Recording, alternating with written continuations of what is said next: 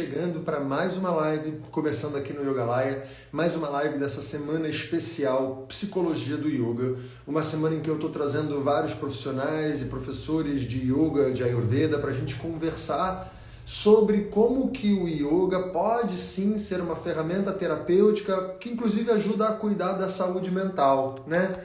E para isso hoje eu vou trazer um professor que também é um dos professores da nossa formação, né, de aprofundamento em yoga e formação de professores de 300 horas. Hoje eu vou conversar com o Ale Toledo, que é um professor que eu admiro muito, que tem um trabalho lindo, né? Tem um trabalho lindo não só nas redes sociais, mas a forma dele de passar o yoga é uma forma muito linda, muito acolhedora, muito cuidadosa. E o Ale está fazendo um estudo muito... Bom dia, Marcinha. O Ale está fazendo um estudo muito bonito justamente sobre como que usa o corpo, né, de maneira somática para que a gente possa justamente chegar em padrões mentais diferentes, né? Então não é só o corpo pelo corpo, mas sim o corpo como uma ferramenta de cuidado da mente. Esse é o nosso tema de hoje. O Ale já está aqui, então vou chamar ele. Boa, que isso? Aí tirou onda.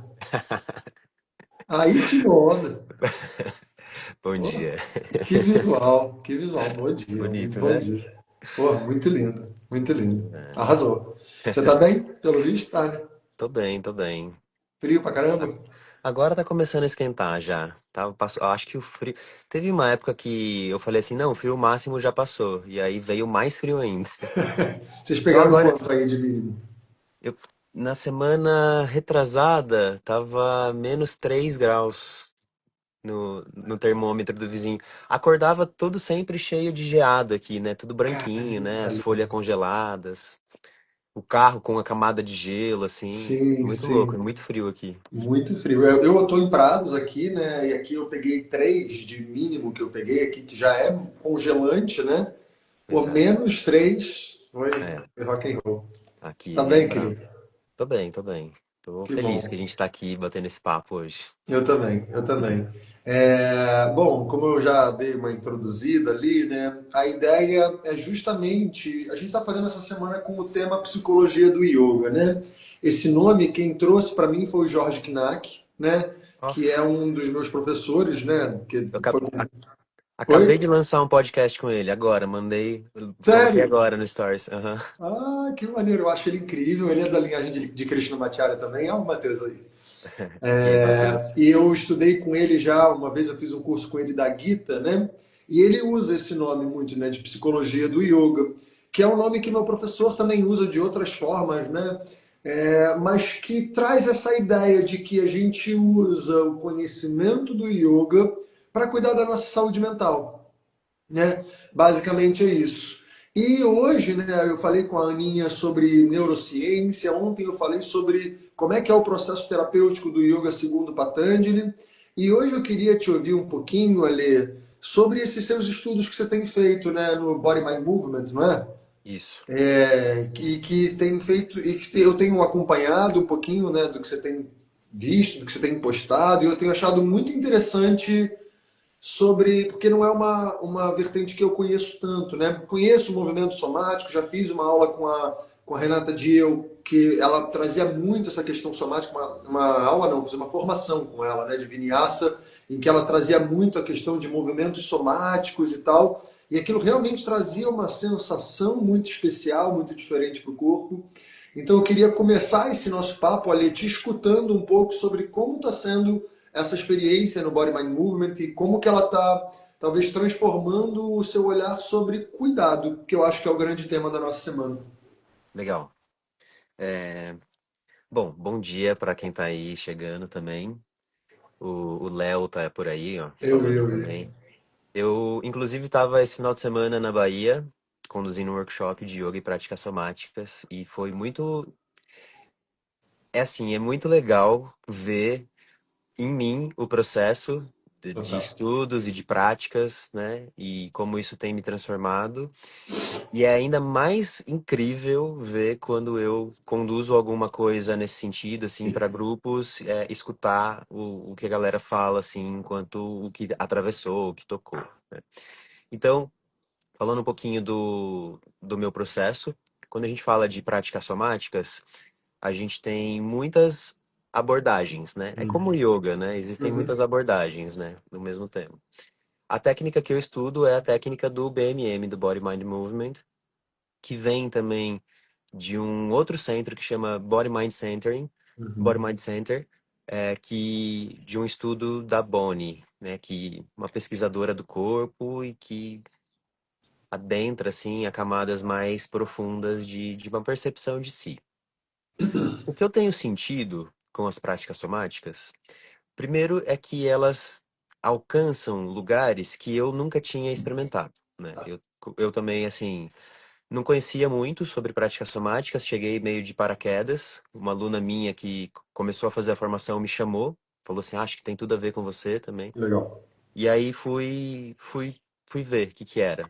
E achei incrível, assim, a abordagem do método, de olhar, de um olhar para o corpo, a partir do movimento, a partir do toque também, a gente aprende muito sobre toque, né? Legal. E como acessar camadas que não são muito triviais, né? Do que a gente está acostumado a pensar.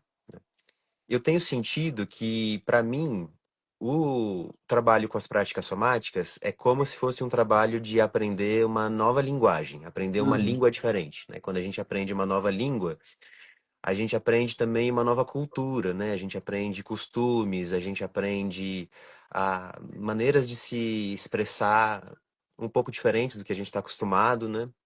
Então eu sinto isso, que o que eu venho fazendo no BMM, assim, com as práticas somáticas e o que eu estou tentando trazer para o yoga é aprender primeiro então, para mim, né, aprender uma nova linguagem, que é uma linguagem mais sutil do meu corpo, e depois conseguir comunicar essa linguagem, né? Por quê? Porque tem coisas que eu estou percebendo nesse trabalho que existe uma relação entre sensação e linguagem, né? Uhum. Então, tem coisas que estão acontecendo no nosso corpo que, às vezes, pela falta de saber nomear isso, Uhum.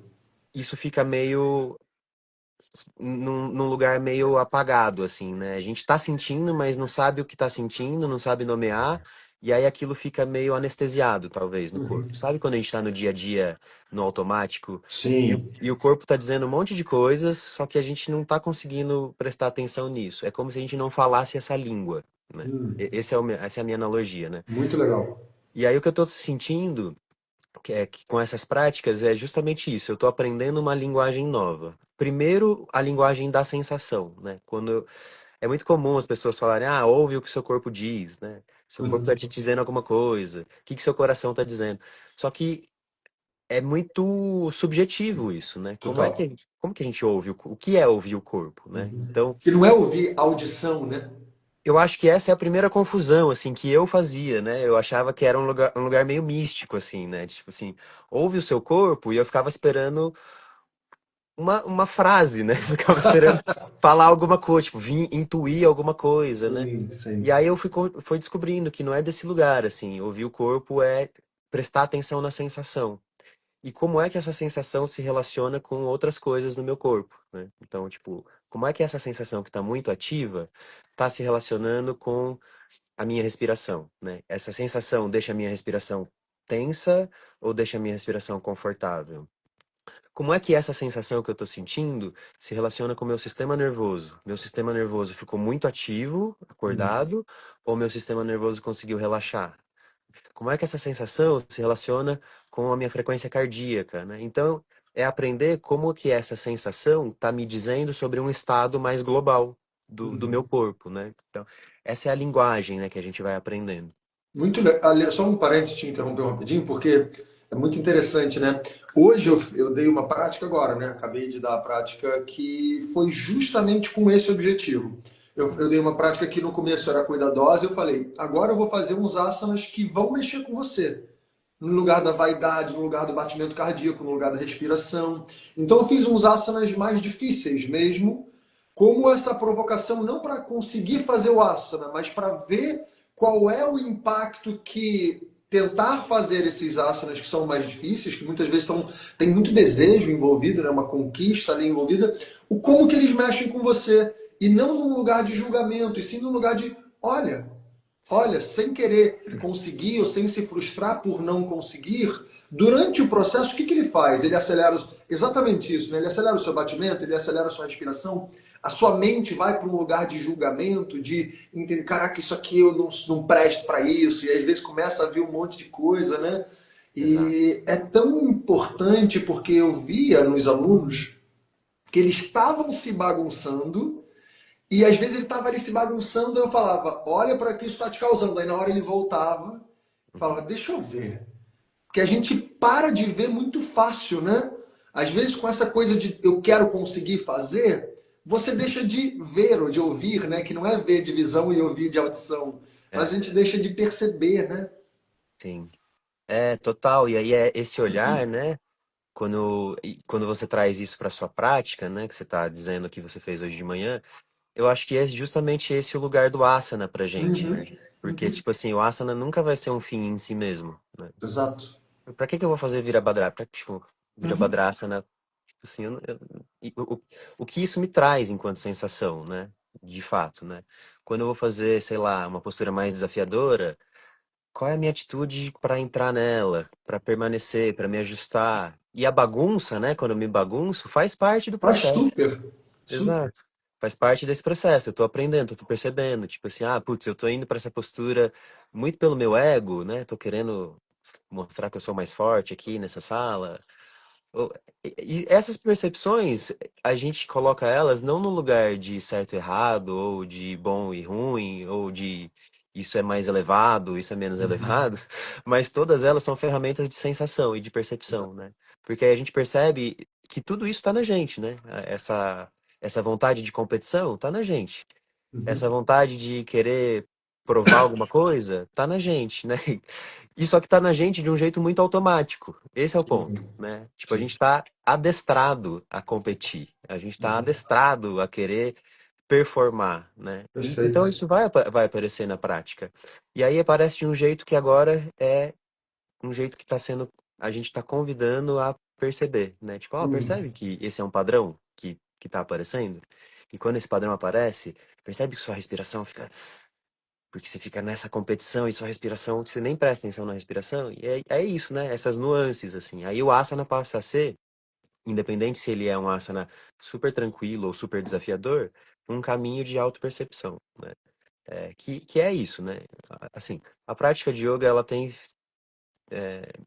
num contexto mais moderno, ficado muito associado à performance, né? Uhum.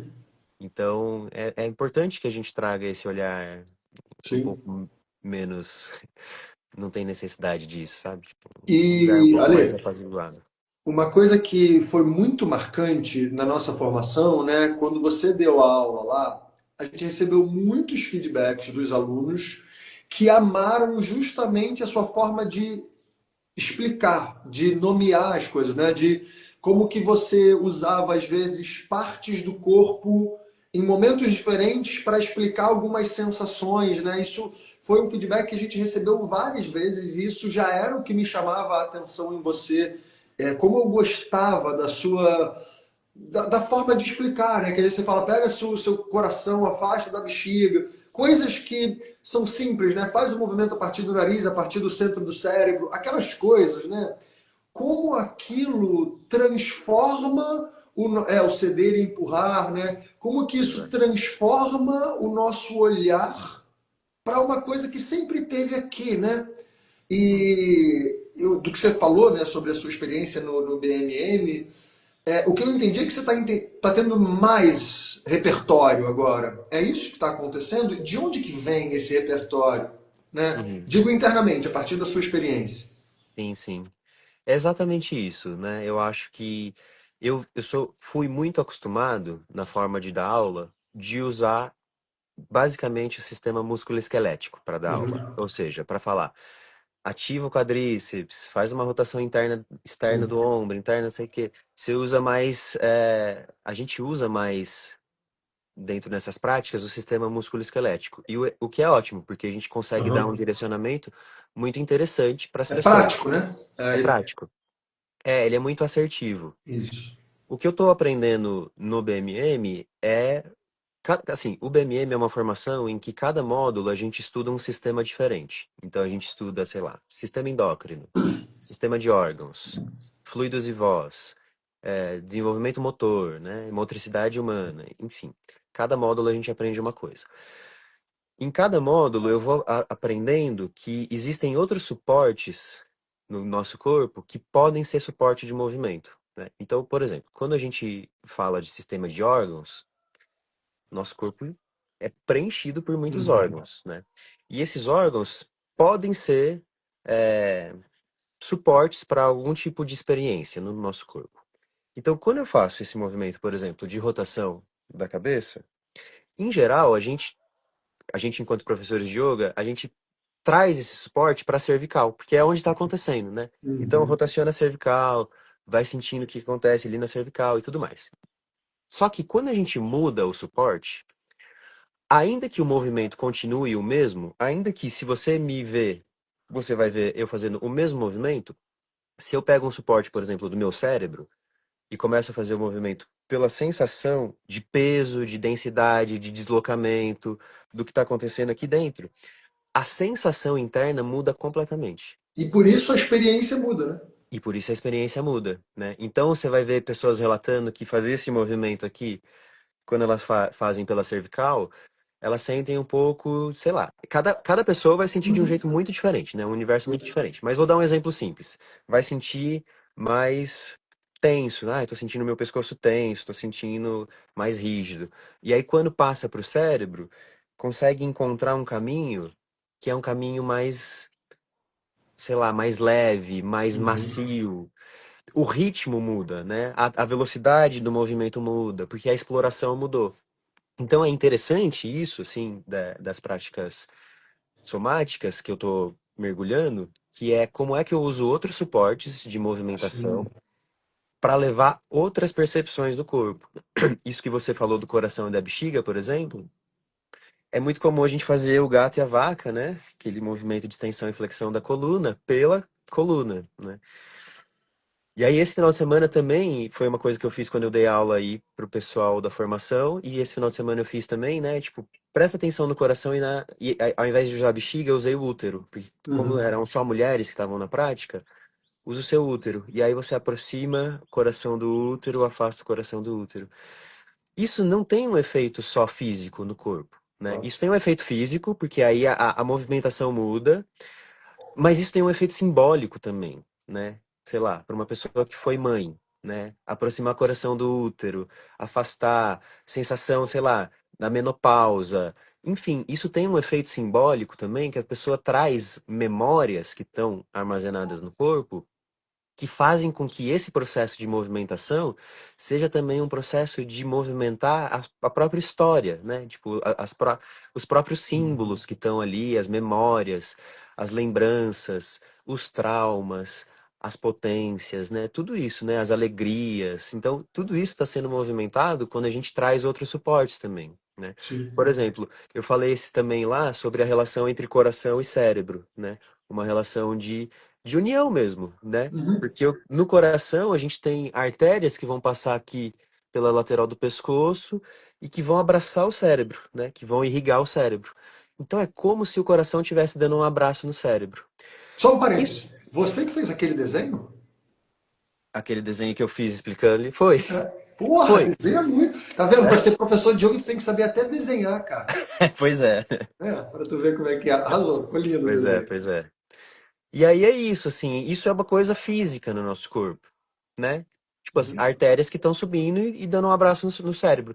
Só que olha a potência simbólica disso, né? De seu coração dando um Sim. abraço no seu cérebro. Quando sua cabeça está muito agitada, será que seu coração consegue pacificar, né? Tipo, será que buscar um abraço desse coração, isso é simbólico, né? Isso Super. tem um efeito, né? Isso tem um efeito, né? Que está na linguagem mas que está na sensação, né? Isso. Porque a nossa realidade, ela é uma realidade construída pela narrativa também, né? A Uhum. linguagem é muito Super. forte, né?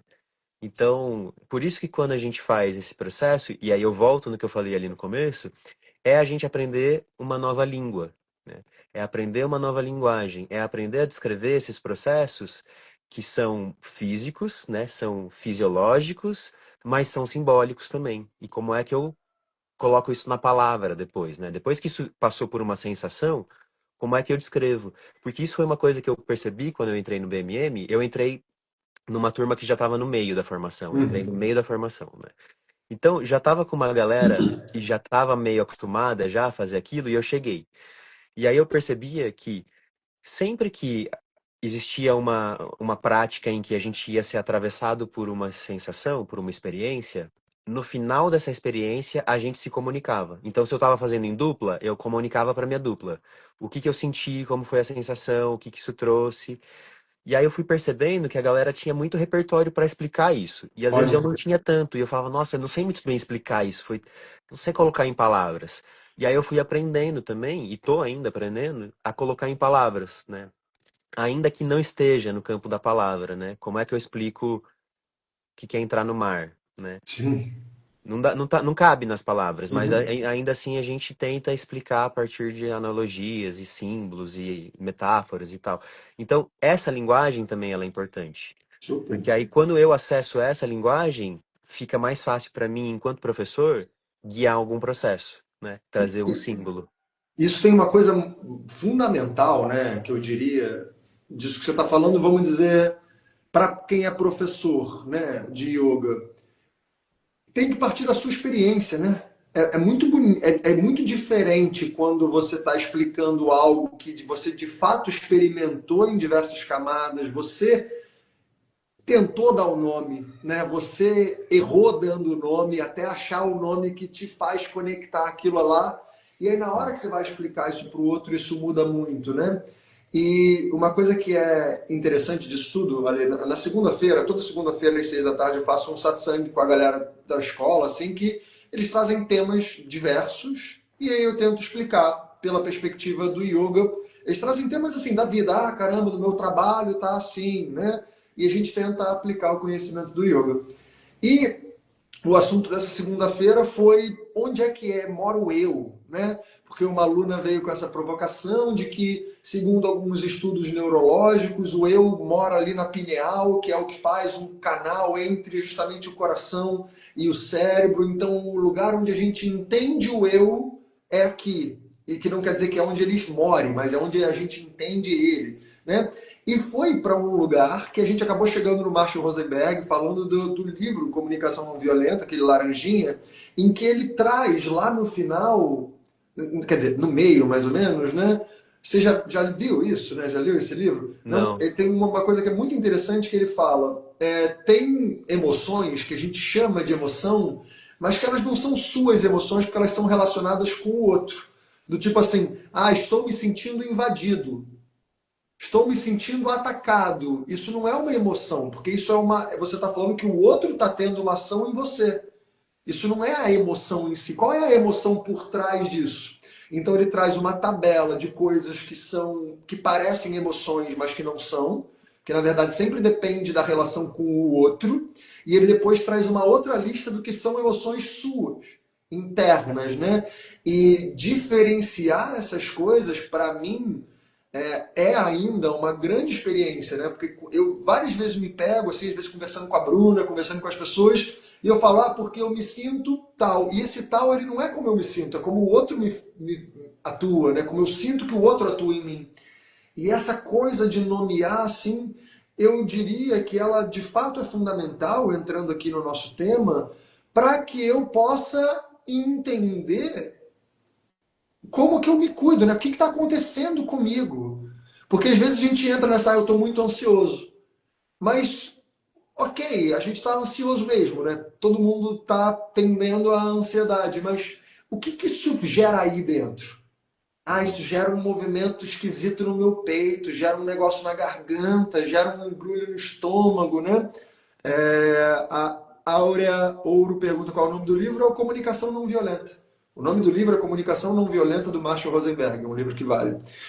Mas aí, eu queria, né, que a gente, para entrar agora, porque o assunto da live, né, é como cuidar da mente usando o corpo, como cuidar da sua saúde mental usando essas experiências que são aparentemente físicas, mas pelo que já está dando para ver em tudo isso que você me falou, né, elas não são experiências puramente físicas.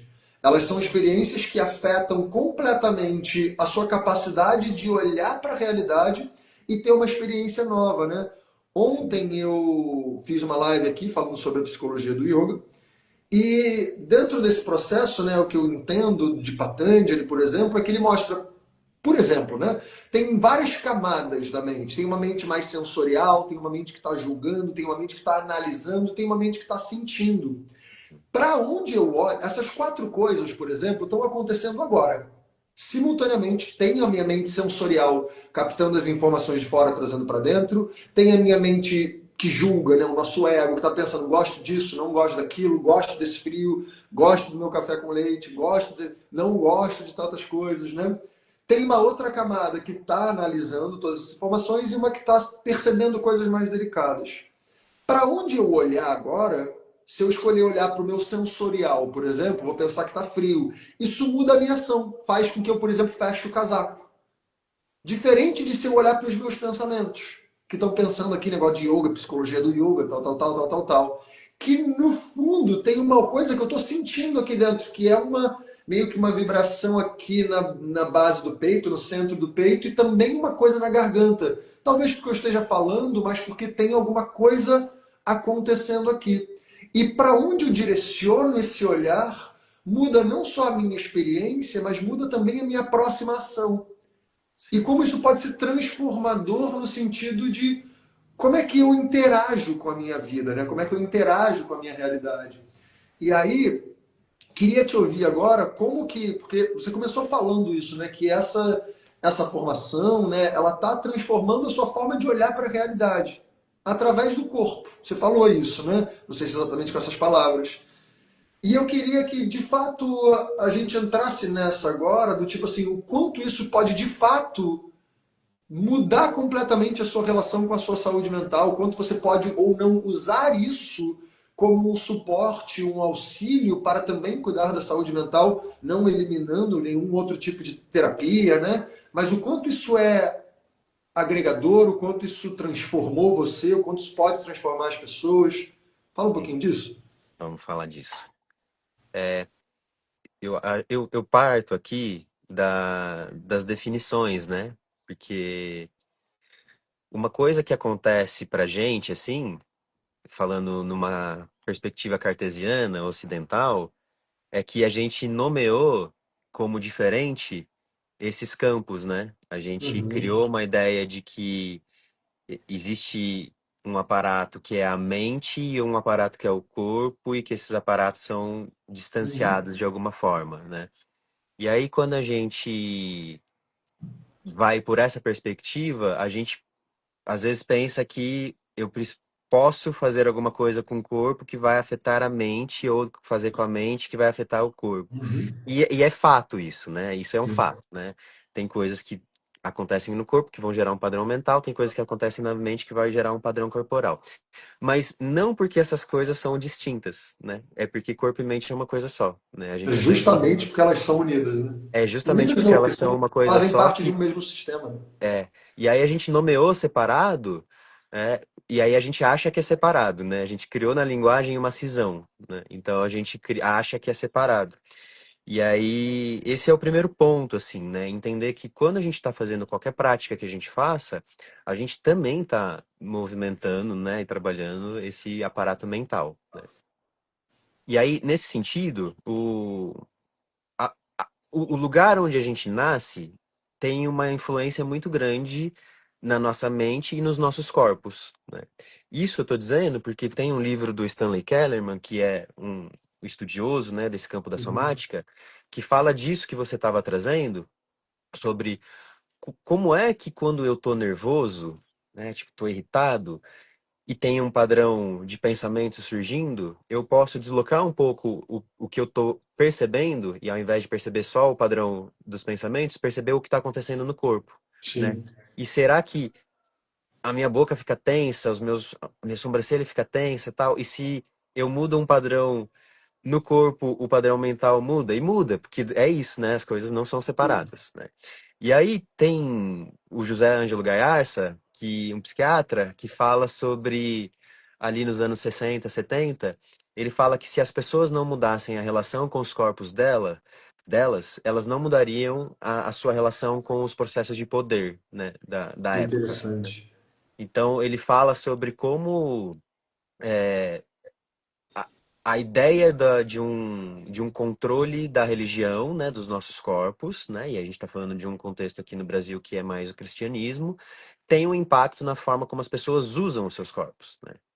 E aí a forma como as pessoas usam os seus corpos cria também uma realidade, né? Cria uma estrutura social, né? Então, Uhum. o caminho pelo corpo é um caminho de mudança de pensamento também. Olha que interessante, né? Muito legal. Justamente porque não existe separação, né? Então, eu vejo que nessas práticas, e aí a gente não vou falar das práticas somáticas, vou falar do Tá. yoga, né? Boa.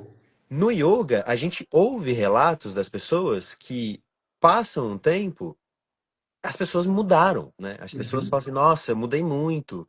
Eu tô... Pela flexibilidade que eu consegui no meu corpo, parece que mentalmente eu tô mais flexível também, né? Eu era uma pessoa muito rígida e o yoga me trouxe um olhar um pouco mais, é, mais maleável, né? Porque isso teve um efeito no seu corpo também. Ainda que a gente está Uhum. falando de filosofia, do yoga, ainda que a gente Claro. está falando, né, de tudo isso, as coisas estão juntas, né? As coisas caminham juntas, né? Um efeito físico no corpo mudou um efeito mental. É assim, é notório, né? A gente que dá aula, a gente percebe que às vezes os homens têm mais dificuldade de fazer coisas no quadril, né? Uhum. Você fala pra pessoa fazer um movimento mais circular no quadril, meio rebolar, tipo, é travado, não é nem que a pessoa não queira, Uhum. mas já tá tão incutido nela que essa região, na masculinidade, é uma região meio tabu, né? Que tem um efeito físico, que é um efeito, que é um efeito de pensamento, né? Que é um efeito de como a pessoa pensa sobre a própria vida, né? Tipo assim, parece que se eu fizer isso aqui, se eu rebolar meu quadril, nossa, vai ser um. Tipo, você zoado, né? Que Tipo, vão falar, o que vão pensar de mim, que né? vão pensar e tudo mais, né? Todas essas questões. Então tá tudo interligado. Então aí quando eu começo a movimentar o meu quadril, né, e começo a perceber que tem relações aqui nessa região, que tem tensões, né, que tem padrões, que tem rigidez e que eu começo pelo corpo, isso também vai mudando a minha relação sei lá, com como eu penso, com como eu tô me relacionando com a vida. E aí falando do tema então da nossa prática, e aí eu trago a prática somática, que é a, a prática somática vai fazer a gente olhar para esses padrões que estão aqui no corpo, né? E esses padrões que estão no corpo são padrões mentais também, né? Uhum. São de uma Sim. estrutura mental que deixou esse corpo de uma maneira tal. E aí o objetivo não é consertar esse corpo, né? Não é ir para um lugar patologizante, né? Tipo assim, Sim. eu tô fazendo isso aqui tá errado no meu corpo. Não, é perceber quais são os padrões que se apresentam. E por que que esses padrões se apresentam dessa forma. E por isso que é um processo terapêutico, né? Quando a gente está fazendo um processo terapêutico, a gente está falando das nossas narrativas, né? Você faz, sei lá, um processo de psicoterapia, você está falando, colocando na voz as suas narrativas. Um processo de terapêutico somático, você está mostrando no seu corpo quais são as suas narrativas. Então você olha uma pessoa andando, uma pessoa dançando, e você olha e você percebe as narrativas da pessoa, Super, cara. né? Às vezes, tipo assim, você tá numa sala, e é comum isso, quando eu dou a prática somática, às vezes eu coloco uma música pra galera só se soltar. Tipo assim, a gente trabalhou as fáscias. Então agora solta o seu corpo nas faces. E você percebe que tem gente que vai super se soltar e vai fazer e tudo mais. E tem gente que vai ficar mais travada, né? Vai ficar com vergonha. Ou seja, o corpo tá contando uma história ali, né? Esse corpo tá contando uma narrativa. Quando a pessoa anda e ela anda um pouco mais fechada, esse corpo tá contando uma narrativa. Quando a pessoa vai falar alguma coisa e a voz fica meio vacilante, sabe? Tipo, a voz vacila, esse corpo está contando uma narrativa, né? Então, obviamente, esse corpo é uma estrutura mental também, né? Ele não está separado do que a gente... Não tem como eu pensar de um jeito no mundo, estar estruturado num padrão mental no mundo, e o meu corpo agir de um jeito totalmente diferente. Sim. De novo, a gente volta, né? As coisas são conectadas, né? O meu corpo não consegue fingir uma coisa que a minha mente não acredita, né? A minha expressão corporal é a expressão do que eu sou mentalmente também, né? Exato. E teve uma coisa que eu falei no último podcast que a gente gravou junto, que eu gravei com você. Para quem não sabe que está aqui, o Ali tem um podcast incrível chamado Yoga Fora. que é um projeto lindo, já está em qual episódio? 70, sei lá. 71. 71, né? É um podcast muito lindo que ele traz diversos professores e profissionais de diversas áreas para falar sobre campos complementares ou de yoga em si, né? Um podcast muito lindo. E na última vez que a gente foi lá, se eu não me engano, eu falei que cultura vem de cultivo, né? Então, a cultura que a gente vive, a minha cultura hoje, vem daquilo que os meus antepassados cultivaram e eu estou colhendo. Assim como o que eu cultivei, eu colho agora. Né? E aí tem uma coisa que o Matheus sempre fala, né? Que eu acho muito interessante. Ele fala: não adianta você plantar abacaxi a vida inteira e querer colher manga, né? E isso que você está falando está me lembrando muito isso, porque realmente o nosso corpo conta histórias e a gente colhe aquilo que tem para ser colhido, né? A Uhum. gente, não dá para eu colher algo agora aqui que em nenhum momento foi colhido, foi plantado e cultivado, né? Sim, Então, em algum momento, e isso que é bonito, eu acho que o processo do yoga acaba fazendo, e muitas pessoas, mesmo que elas nem percebam, mesmo que elas nem estejam em contato com a parte filosofal, da teoria do yoga, né? Elas estão plantando e cultivando novas coisas. Então, sim, quando passa o tempo, elas vão colher novas frutas ali, né? E como exato. isso transforma a vida sem nem que se perceba às vezes, né? Exato. E assim, uma coisa que é legal dessa sua analogia é que isso mostra, assim, outra coisa que eu acho muito bonita nas práticas somáticas e que isso tem mudado muito a minha forma de praticar, é que eu tô começando, né? É sempre um começo para mim, parece. Sempre que eu começo a estudar uma coisa nova, parece que eu tô começando, né? Tipo, parece que eu tô começando no yoga de novo, né? A partir dessa Uhum. perspectiva. Eu tô muito envolvido com um tempo que é um tempo do corpo, né? Então quando eu olho para os meus órgãos, eu entendo o tempo deles, né? O tempo dos órgãos. E aí eu vou entrar numa postura, eu vou no tempo deles. Quando eu vou me conectar com as minhas glândulas, eu percebo o tempo das glândulas. E aí eu vou no tempo delas. E é obviamente que esse tempo é um tempo diferente do tempo que a gente está acostumado socialmente, né? Que é um tempo Sim. muito veloz, né? Muito E essa imposto, analogia, né? exato. E essa analogia que você trouxe é a seguinte, né? Plantei manga o ano inteiro, tipo, por muitos anos. Só que não era manga que eu queria, era abacate. Sim. Eu vou ter que plantar e eu não vou colher abacate amanhã. Exato. Eu vou Exato. colher abacate no tempo do abacate. E às vezes esse é o conflito, né? O conflito é que eu quero um resultado rápido das coisas, porque tudo é tão rápido, e aí eu faço, e aí parece que não tá mudando nada, e aí a gente fica meio de saco cheio, né? Tipo assim, não, a gente quer velocidade. Porque isso é uma coisa que o Larossa traz no texto dele, né? Tem um texto que chama Notas sobre a Experiência e o Saber da Experiência. Conhece esse texto? Não. Vou te mandar, porque vale a pena, você Boa, vai gostar boa. muito desse texto. Obrigado. Ele fala sobre como a experiência ela tem sido cada vez mais rara para gente, porque muitas coisas acontecem, mas poucas delas são uma experiência para gente, porque tá tudo tão efêmero e fugaz que a experiência não tem tempo de ser vivenciada, né? Então, para a experiência acontecer, a gente precisa de tempo. Uhum. E para a coisa acontecer, a gente precisa de tempo, a gente precisa de paciência. Se a gente quer colher abacate e a gente só plantou manga até hoje, tá tudo certo. Eu consigo colher abacate, mas eu vou ter que esperar um tempo, né? Eu vou ter que Uhum. começar a plantar esse abacate, eu vou ter que cultivar, eu vou ter que esperar, eu vou ter que me dedicar, né, para que ele cresça forte ali e aí eu vou colher isso.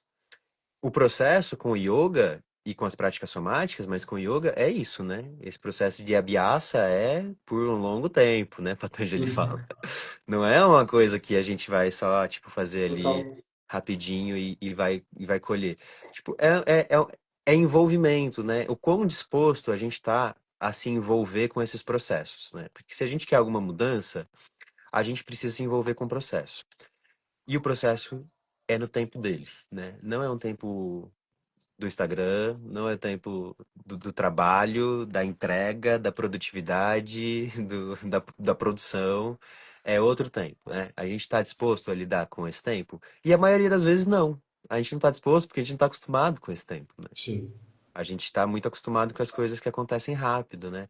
E a gente se sente até numa autocobrança de que as coisas deem resultado, né? Que as coisas avancem, né? Tipo assim, eu não tô evoluindo na minha prática. O que que é evoluir na sua prática? Exato. Evoluir na sua prática é você conseguir pôr o pé atrás da cabeça? Talvez não seja essa a evolução, né? Tipo, talvez a evolução na sua prática é você aprender a sossegar. Aprender a, tipo assim, que precisa olhar para as coisas com mais calma. Talvez a evolução na sua prática é você aprender que você precisa andar mais devagar quando você tá na rua, né? Não precisa andar correndo. Tipo, andar prestando atenção em cada passo, na respiração, né? Então, é isso, né? É como a gente se relaciona com o tempo, né? E isso vai mudar a nossa relação com o nosso corpo. Porque aí a gente vai aprender o tempo do nosso corpo. Isso é muito interessante porque não porque é o que você falou e foi muito lindo, né? Que cada parte tem o seu tempo. Não necessariamente é junto, né? A evolução não é toda junta, toda sincrônica. Teve um tempo, já tem um tempo isso, né? Eu lembro que a Bruna ela chegou para mim e falou: pô, cara, mas exatamente isso. Eu às vezes não me vejo evoluindo, né? Pô, eu achei que eu ia estar mais flexível depois de todos esses anos que eu estou praticando contigo e tal. E pô, cadê a evolução do yoga? Foi um debate interessante assim entre nós. E aí passou, eu falei basicamente isso que a gente está conversando. E aí passaram-se alguns meses, e ela chegou para mim e falou: Caio, é impressionante. Ela teve que lidar com uma situação difícil, interna, emocionalmente falando, e ela falou: é impressionante que eu vi o yoga ali. Uhum. Mais do que na flexibilidade da perna, da posterior, da coxa, que talvez ainda não é longo o suficiente para fazer um Paschimottanasana lindo, né? E lindo tipo, dentro dos estereótipos de lindo, né? Sim, sim. Mas outras camadas da vida dela foram caminhando sem nem que ela percebesse, por causa de um trabalho que é também físico, né? E que tem muita elaboração, tem muita convivência e convivência dela com ela mesma, né? Sim. Convivência de você às vezes se deparar com essa sensação do tipo assim, puta, eu não consigo. Uhum. E olhar para isso, Sim. né? Então, essas coisas, esses movimentos, eles, bonitinho. Esses movimentos, eles são muito, eles acontecem no tempo deles, né? Eles acontecem do jeito deles e o que a gente justamente tem que fazer, segundo o que o yoga propõe, é vai, faz, sem focar no resultado. E a ideia não é que o resultado não importa. Ele importa, mas é porque você focar nele, você talvez não vai ver um monte de outras coisas que estão acontecendo até o Exato. resultado chegar, né? Sim. E eu sinto que de tudo isso que você está falando da sua experiência somática, né? Desse seu novo recomeço dentro do yoga, que você está no yoga que é 16 anos, 17 anos, por aí, Não, né? há uns 11, 12. Tá, então 11, 12 anos depois, se sentindo recomeçando, né? Por que isso? Porque não é uma coisa que tem começo, não tem meio, não tem fim. Tem sempre Um novo aquela ideia da olhar. espiral, né? Você tem que estar sempre olhando para o seu corpo a partir, caramba, deixa eu ver, botar essa experiência nova. E aí, Isso. Ale, queria te provocar aqui, né, para a gente falar sobre a importância, porque você é um cara que se mantém muito interessado. Você é um cara que se mantém muito estudioso, né? Constantemente você está buscando, você está experimentando, você está vendo como é que aquela coisa acontece, aí sente, aí dói, aí abre. Como é importante a gente estar se colocando, uma coisa que o Matheus, inclusive, que está aqui, né? Ele sempre fala da importância de você estar experimentando coisas novas. Porque Sim. isso vai te trazer repertório. E como que isso é importante hoje em dia, que, por exemplo, a pessoa acha que ter um corpo saudável é ir para academia 3 vezes na semana, ela, há 30 anos ela vai na academia 3 vezes na semana e faz o mesmo exercício, né?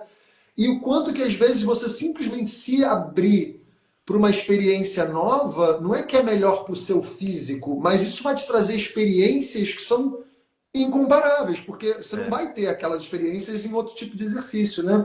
exato. Então, quanto isso é importante, né, da gente se manter ativo, vivo, buscando o novo, né? Eu gosto muito, assim, eu sou. Eu sou uma pessoa que fico pulando, assim, também, de galho em galho, assim, né, nas práticas de esporte. Porque eu acho legal aprender novas maneiras cognitivamente de fazer coisas que o corpo. É engraçado, né? Quando eu comecei a escalar, eu tenho muita mobilidade, tenho Uhum. flexibilidade e tal. Tenho um certo grau de força, né? Eu não sou um cara forte e bombado de academia, tipo assim, não sou Sim. essa pessoa. Mas Levantar tem 200 força. quilos no supino. Exato. Mas enfim, mas quando eu comecei a escalar, é tipo assim, a flexibilidade, a mobilidade me ajudavam muito pouco no começo, porque meu corpo não sabia aquela técnica. Tipo assim, meu corpo precisou entender, criar um caminho cognitivo de agora eu consigo usar essa mobilidade. Tipo, agora que eu entendi a movimentação, eu consigo usar a mobilidade. Quando eu comecei a fazer jiu-jitsu, também eu tinha muita mobilidade para fazer guarda. Só que eu não sabia fazer, tipo assim, eu não sei, meu corpo não tem Uhum. esse repertório ainda. Então, fui começando a aprender. Quando eu fui nadar, tipo assim, já praticava yoga fazia muito tempo. As primeiras vezes que eu fui nadar, eu não conseguia chegar no final da piscina, porque a minha respiração ficava. Eu ia falar, caralho, velho, eu treino a respiração há muito tempo. Só que nesse esporte é diferente. Então, isso vai dando, como você falou, né? Conforme a gente vai aprendendo coisas novas, se interessando por coisas novas, a gente vai tendo uma possibilidade de aumentar o nosso repertório, tanto físico quanto simbólico, né? Então, aumentar o nosso repertório físico e simbólico faz com que a nossa leitura de mundo seja uma leitura mais ampla, né? Total. Quanto menos eu experimento, mais restrita a minha visão de mundo é, né?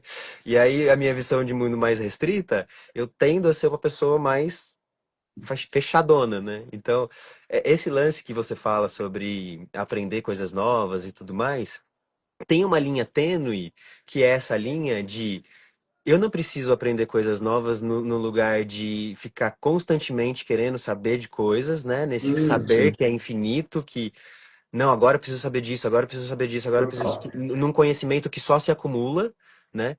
Mas eu quero conhecer coisas novas que partam para a experiência também, né? Exatamente. Porque, tipo assim, o que adianta eu ficar conhecendo, mas se isso não é uma experiência, né? Isso Uhum. volta no que o Larossa fala no texto dele, que é a experiência é cada vez mais rara também pelo excesso de conhecimento. A Uhum. gente fica constantemente querendo mais informação, mais informação, mais informação, mais informação, e a experiência não acontece, né? Então, essa é a linha tênue, né? Como é que eu Total. me interesso por mais coisas, me abro, quero conhecer mais coisas, mas isso também é uma vivência, um saber, uma experiência, né? Eu dou tempo para essas coisas acontecerem. E é nesse navegar, né, que a gente vai ampliando a nossa capacidade de olhar para a vida. E eu sinto, né, na minha experiência também, que é tipo assim, é um pouco frustrante às vezes, porque parece que a gente tá, tipo, caramba, parece um negócio que não tem fim. E aí você fica, caramba, nossa, quanto mais eu sei, parece que menos eu sei. E aí a gente tem até uma certa angústia, né? Uhum. E você tá falando aqui da formação, né? Eu acho que quem tá em uma formação de yoga sente muito isso, assim. É muita coisa. E parece que nunca vai dar conta, né? Tipo, nossa, parece que é tanta informação. Se eu viver umas 4 vidas, eu acho que eu não dou conta de dar conta de tanta informação. Mas o bonito disso é que eu não preciso dar conta, né? Porque quando a gente começa a se conectar em rede, alguém vai dar conta de uma coisa que eu não dou, mas eu dou conta do que a pessoa não dá, né? E é por isso que a Uhum. gente dá aula, numa formação, a gente dá aula Exato. juntos. Porque o Uhum. Caio traz coisas de uma experiência do yoga que eu não dou conta de ter, porque essa é a vivência dele, dos estudos dele, e eu trago coisas da minha experiência com yoga, da minha vivência, dos meus estudos, que o Caio não dá conta de ter. Porque não tem Exato. como mesmo. É tão grande que a gente se soma. E aí, quando a gente se soma, e aí vem o Matheus e fala lindamente também do Ayurveda, né? Com uma experiência que a gente fala, meu Deus, isso aqui, se eu começar a estudar isso aqui agora, Exatamente. não vai dar tempo de aprender nessa vida. Então vamos chamar o Matheus para falar disso, né? E, enfim, a Rê, a Ana Lug, e aí a gente se soma, né? E aí, tipo Exatamente. assim, eu vou aprendendo com o tempo. Aí eu não preciso ficar, meu Deus, o Caio sabe de tudo isso, deixa eu estudar tudo isso também. Sim, total. Ai, Matheus sabe de tudo isso, caramba, deixa eu estudar tudo isso também. Não vai dar tempo. Então, deixa eu ir com calma aqui nesse processo e deixa eu me aprofundar nessas vivências. Porque essas vivências estão me transformando. E essa transformação está sendo passada de uma maneira muito mais verdadeira do que só se eu acumular conhecimento, né? Porque se a gente Total. acumula conhecimento e passa, fica num campo muito raso, né? É notório quando a gente percebe alguém falando de alguma coisa porque ela só conhece, ou quando Com alguém fala certeza. de alguma coisa porque ela vivenciou, ela sabe do que ela está Exato. falando pela vivência. Exato, e é interessante, por exemplo, Patanjali fala isso, né, quando ele está falando de Pramana, que é o conhecimento adequado, ele fala, o conhecimento, a melhor forma de você adquirir conhecimento adequado, Pramana, é através de Pratyaksha. E Pratyaksha é o conhecimento através da experiência direta, né?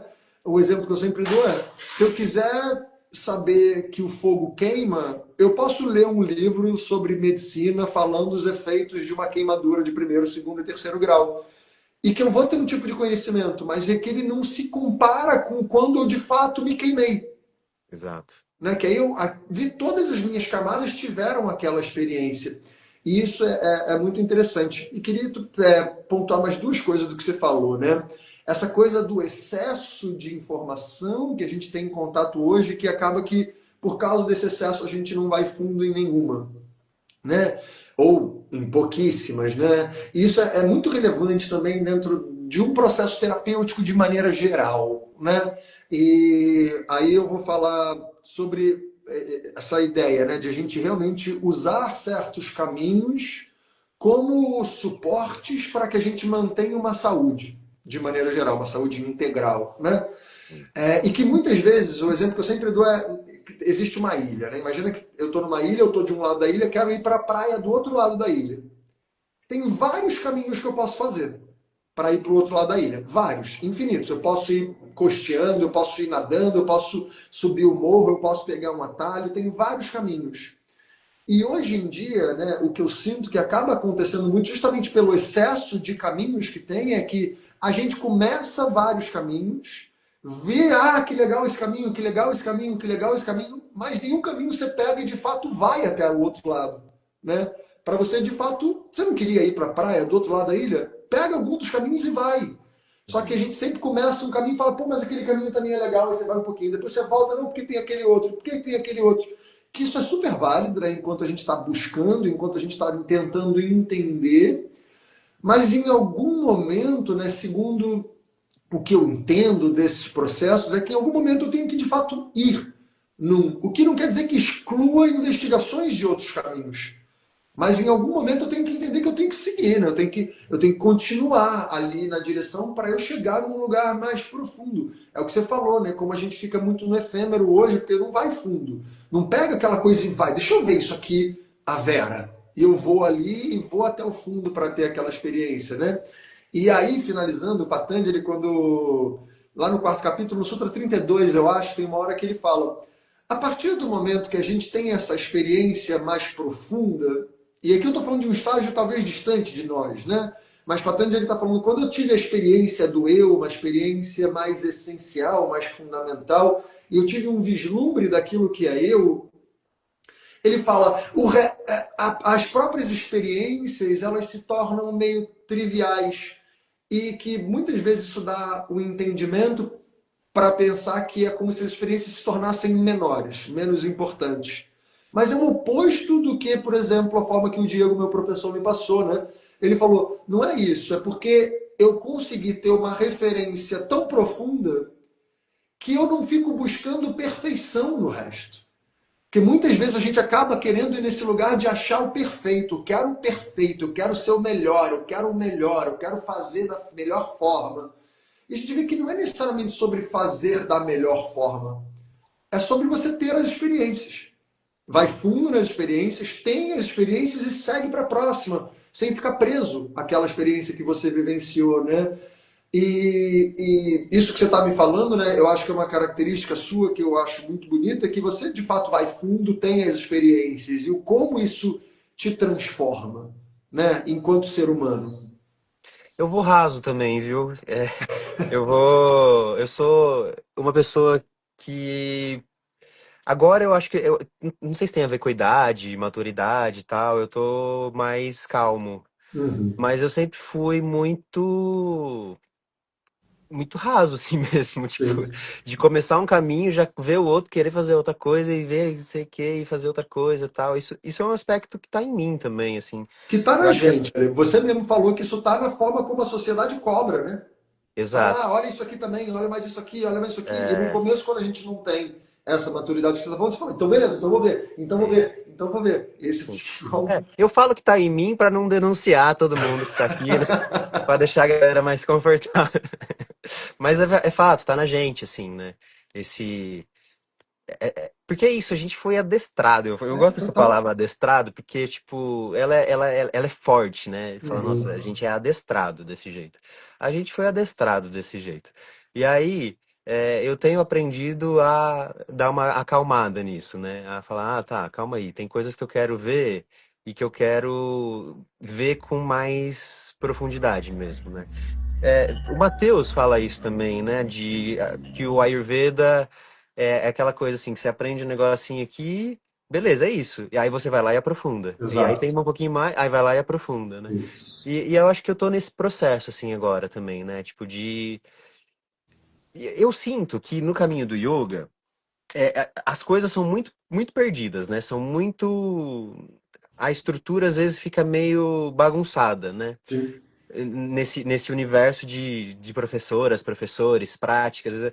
Eu acho que esse começo é um começo meio perdido pra gente, assim, Super. também. É tanta coisa e tanta coisa misturada que você fala, nossa, quando você começa a entender mais e aprofundar mais, você fala, nossa, essas coisas não têm nada a ver. E aquela Exatamente. pessoa tá ensinando como se fosse uma coisa só. E aí você começa a entender, e aí você começa a separar, né? E aí eu acho que esse é o meu processo, assim. Porque eu acho que isso é a maturidade do tempo no yoga, né? Tipo assim, Uhum. já fui me aprofundando em temas e coisas que agora eu entendo algumas distinções, né? Algumas delimitações, né? E eu não tô falando isso no lugar de separação, né? No lugar. Claro. As coisas se compõem, obviamente, mas quando a gente tem uma clareza histórica dos processos também, a gente começa a entender aonde os processos estão. Então, me perdi aqui na resposta, mas eu acho que é isso, assim, né? Eu acho que é importante, agora voltando no que você falou, é importante a gente dar uma acalmada nessa necessidade de procurar muitos caminhos que vão levar a gente até o outro lado da ilha e seguir em um. Às vezes, seguir em um caminho vai ser desafiador, né? Porque Uhum. chega uma hora que o caminho às vezes fica difícil, né? Se você escolheu ir por cima da montanha vai ser difícil às vezes num momento, e tem caminhos que fazem com que as nossas dificuldades apareçam, né? Exato. Tipo, as nossas contradições, as nossas falhas, né? Os nossos erros. E aí, nesse momento, a gente quer dar meia volta e escolher outro caminho. Total. Mas talvez esse seja o momento mais importante do nosso caminho. De seguir, né? De seguir nele, de falar assim, putz, isso aqui tá sendo incômodo. Porque não é um incômodo que tá vindo de fora, é um incômodo que tá em mim e que eu tô só desviando dele por muito tempo, né? E todo caminho novo que eu escolho, chega uma hora que parece que eu chego nesse mesmo lugar, né? Que agora tá aqui, né? Porque todo caminho que eu vou, eu me levo junto, né? Essa parte minha que é conflituosa não ficou ali naquele caminho, agora eu vou tomar outro, né? Eu me levo junto, e aí esse processo desafiador vai chegar em outro caminho também. Então, é isso, né? Esses caminhos, às vezes, eles vão ser desafiadores, vão ser difíceis, vão ser chatos, vão ser. Vão cutucar coisas na gente que vão ser dolorosas, sei lá. Enfim, mas vão ser transformadores, assim, né? Quando a gente olha em perspectiva, a gente vê que vale a pena. Sim, super. Tem. é, esqueci o que eu ia falar. É, mas, Ale, queria te. Ah, lembrei o que eu ia falar. Fala. Tem dois textos, né? O Yoga Yajnavalkya Samhita e o Hatha Yoga Pradipika. Eles trazem a mesma coisa com palavras diferentes e com outras abordagens, mas dizendo que tem três estágios do processo do praticante, né? Do sadhaka, ou seja, aquele que está buscando o caminho do yoga, né? Ele fala que tem um primeiro momento, que a gente chama de Aruruksha, que é o momento do entusiasmo, é aquele momento no começo que é tudo lindo e tudo, você quer falar de yoga para todo mundo, você anda com seu tapetinho para todo lado. Você já fez yoga? Você também já fez yoga? Faz a tatuagem do yoga. Eu já fiz, eu tenho tatuagem do yoga. Fui esse cara, né? Durante muito tempo, e que é um momento lindo, fundamental da gente aproveitar, da gente, né, ter aquele tesão na coisa. Mas o segundo momento, né, que ele chama de Yunjana, é o momento do chacoalhão. Tá descrito lá, isso acontece sempre, que é o momento, exatamente esse momento que o Alê falou que tem eita, eu vou ter que olhar para esse troço que eu nem queria. Tava crente que nesse caminho aqui eu ia ter deixado aquilo para trás, mas isso agora apareceu na minha cara, né? E aí às vezes você tem que encarar aquilo, e aquilo é um momento de chacoalhão que vai te bagunçar as estruturas, né? E aí a gente tem que aprender a soltar o quadril ali para a gente conseguir dançar com esse jogo, para ir entendendo onde pisa, para chegar na terceira fase, que ele chama de Yoga Rudra, né? Que é justamente a fase em que vem uma estabilidade um pouco maior, né? E esse momento, a Roberta, o que me encontra, está falando, nesse momento está pegando fogo aqui. O momento do chacoalhão, ele é bravo. Mas é isso, né? Quando a gente passa dele, vem uma instabilidade, e a estabilidade não é que vem paz completa, é que você consegue entender melhor como que você atravessa certos movimentos, né? E você vai lidar com vários ao resto da vida. Então eu acho que o nosso processo não tem como fugir de encarar, né? De encarar as sombras, de encarar as coisas. Ale, queria te agradecer muito. Já passamos aqui de uma hora. Você é uma delícia de estar junto, de trocar ideia. Eu sempre me inspiro, agradeço e pô, ainda mais com esse visual, né?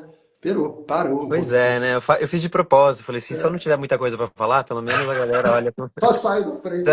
Eu saio de cena. Ah, Mas mas assim, é obrigado, cara. sempre uma alegria pra mim também, assim, uma honra. Eu fico muito feliz desse encontro, assim, né? Desse encontro nosso, assim, nessas trajetórias que a gente segue dentro do yoga. Então, poxa, muito feliz, assim, sempre. Sempre que me chamar, estarei por aqui.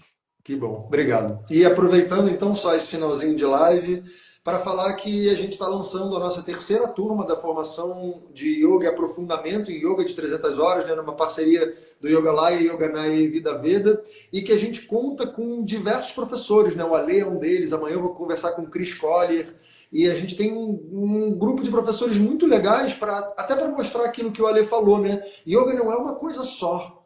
Não dá para a gente achar que o yoga, que um professor de yoga vai conseguir te apresentar o yoga inteiro. E a nossa ideia não é nem apresentar o yoga inteiro, é justamente mostrar que tem vários caminhos. E você vê com qual você se identifica. Isso eu acho que é um diferencial muito bonito dessa proposta que a gente está trazendo, né? E que a gente já está na terceira turma e os alunos relatam o quanto é engrandecedor e o quanto é disruptivo, né? Você vê, caramba, tem aquele caminho e tem aquele outro, eles não vão na mesma direção, mas nenhum deles está certo ou errado. Eles são possibilidades de caminho dentro dessa ideia da ilha, né? Eu posso por aqui, mas também essa oportunidade de as pessoas terem um contato muito interessante com diversas abordagens. Eu acho que isso é absolutamente enriquecedor, tanto no começo do processo quanto no meio do processo, né? Eu lembro que depois que eu já dava aula, já estava mó tempão assim na senda do yoga, né? Eu conheci o Diego, por exemplo, e ele me chacoalhou e me bagunçou e me levou para o outro lado. E eu falei, caraca, pode crer, tem outro rolê aqui, né? Então, isso cabe em qualquer momento da sua trajetória do yoga, né? Como o Ali falou, depois de 11, 12 anos, está descobrindo um novo caminho. Eu estou o tempo inteiro descobrindo outros caminhos, né? Recentemente fui estudar a partir do convite que ele nem me fez, mas o Ali, conversando com o João Carlos, né? É, eu fui estudar com ele também, vendo o outro olhar da filosofia do yoga, que é algo que me nutre muito, né? Ele me trouxe muito, me explode a cabeça cada aula que eu tenho com ele. Então, é um caminho muito lindo de conhecimento e de busca, né? Então, queria agradecer muito, seu lindão. Tamo Ah, eu junto. que agradeço. Muito obrigado. Obrigado. E quem quiser saber mais dessa formação, manda uma mensagem para mim ou clica no link que está na bio do Yoga Laya, na bio do Yoga Naya. A formação já está com inscrições abertas. Me manda uma mensagem que a gente se vê nas aulas. Um beijo, Alê. Até Beijo. as aulas e até um abraço que a gente se dê em breve, tomara. Sim. Sim, sim, tomara.